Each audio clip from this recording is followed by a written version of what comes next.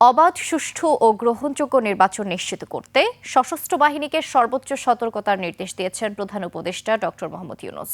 সেনা সদনের ৩ বাহিনী প্রধান সহ শীর্ষ কর্মকর্তাদের সাথে মতবিনিময়ের সময় এই নির্দেশনা দেন তিনি।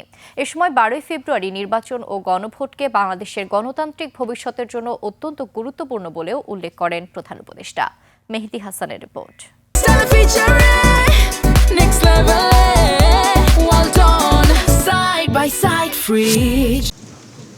নির্বাচনের আর বাকি ২ সপ্তাহের কিছু বেশি, এমন পরিস্থিতিতে সেনা সদরে এলেন প্রধান উপদেষ্টা। বক্তব্যের শুরুতেই প্রধান উপদেষ্টা জুলাই অভ্যুত্থান এবং অভ্যুত্থান পরবর্তী সময়ে আইন শৃঙ্খলা রক্ষায় সশস্ত্র বাহিনীর ভূমিকার কথা স্মরণ করেন।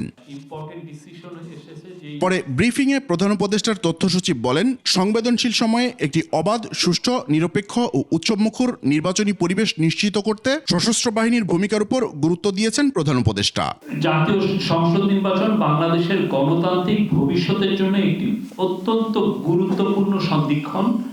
এই সংবেদনশীল সময়ে একটি অবাধ, সুষ্ঠু, নিরপেক্ষ, উৎসবমুখর নির্বাচন পরিবেশ নিশ্চিত করতে বাংলাদেশের সশস্ত্র বাহিনীর ভূমিকা অত্যন্ত গুরুত্বপূর্ণ বলেছেন। প্রেস সচিব জানান, বৈঠকে প্রধান উপদেষ্টা বলেছেন, দীর্ঘদিনের ভোটাধিকার বঞ্চিত একটি জাতি ২৪শে জুলাই অভ্যুত্থানের মাধ্যমে নিজেদের দেশের দায়িত্ব গ্রহণের জন্য যে আকাঙ্ক্ষা ব্যক্ত করেছে, এই নির্বাচনে ভোটদান হবে তার চূড়ান্ত বহিঃপ্রকাশ।